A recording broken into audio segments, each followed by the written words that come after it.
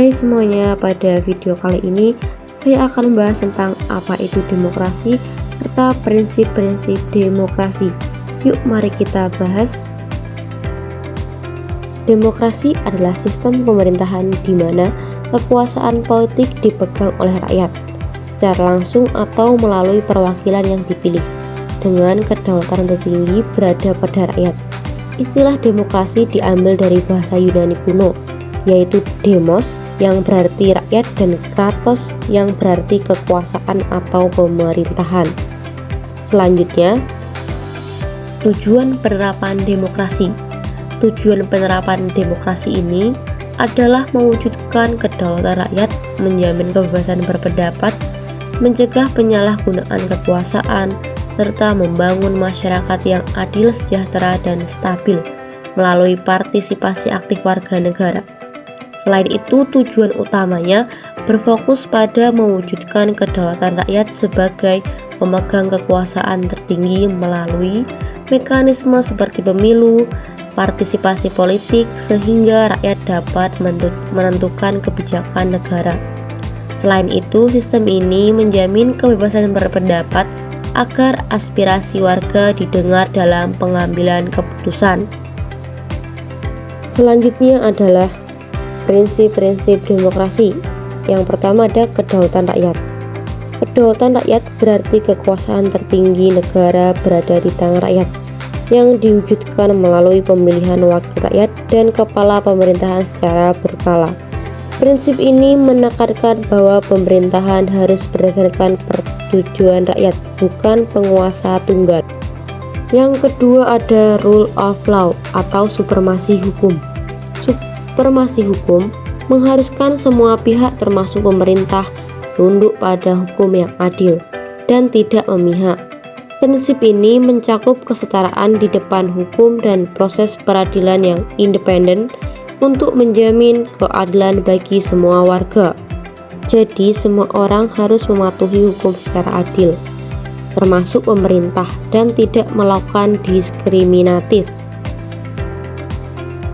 Yang ketiga ada persamaan hak warga negara. Persamaan hak warga negara menjamin setiap individu memiliki hak yang sama tanpa diskriminasi, termasuk akses terhadap hak asasi manusia dan kesempatan politik.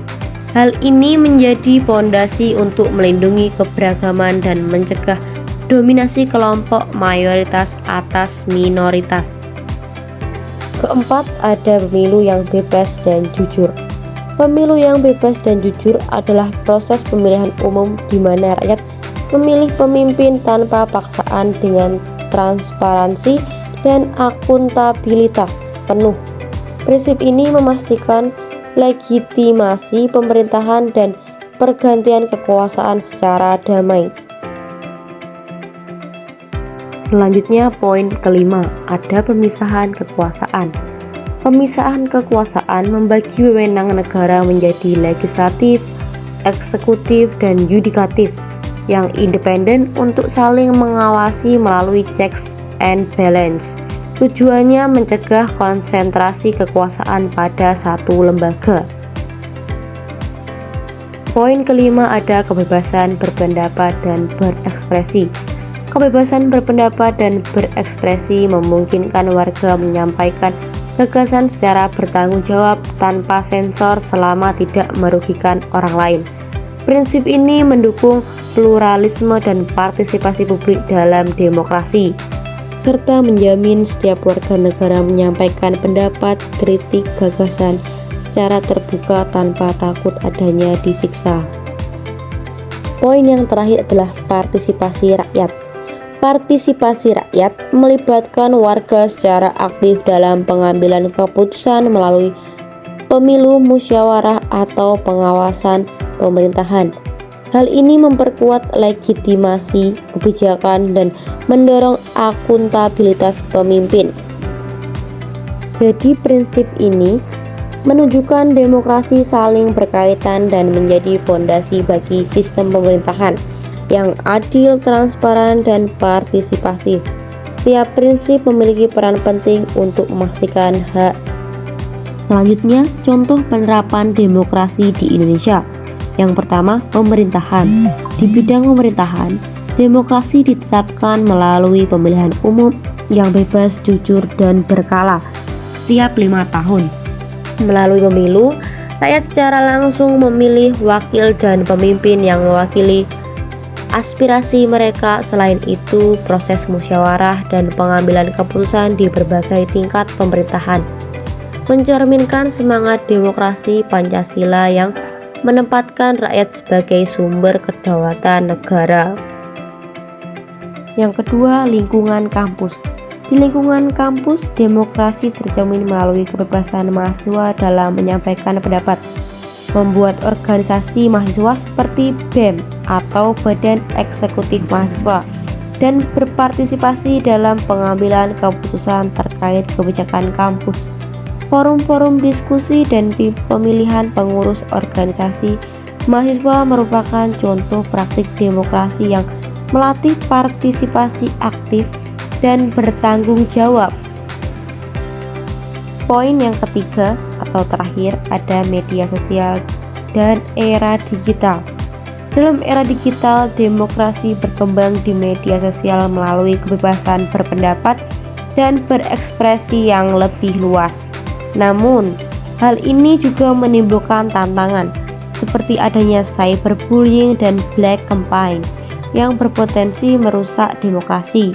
Teknologi seperti e-voting mulai sudah diperkenalkan untuk memudahkan partisipasi pemilih dalam pemilu.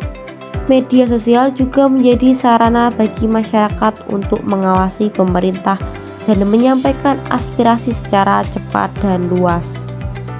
Materi yang terakhir adalah refleksi pribadi mengenai peran kita sebagai mahasiswa, warga negara dalam menjaga nilai-nilai demokrasi di era teknologi dan globalisasi ini. Kita sebagai mahasiswa, warga negara juga memiliki peran vital dalam menjaga nilai-nilai demokrasi di era teknologi ini. Kita merupakan agen perubahan yang bertugas mengawal demokrasi dengan cara berpartisipasi aktif dalam kehidupan politik dan sosial, dan juga mengedukasi masyarakat tentang hak dan kewajiban demokrasi, serta menjadi kontrol sosial terhadap pelaksanaan pemerintahan. Kemampuan intelektual dan idealisme mahasiswa memungkinkan mereka untuk bersikap kritis dan berani menyuarakan kebenaran dan demi tegaknya keadilan dan supremasi hukum dalam demokrasi di Indonesia.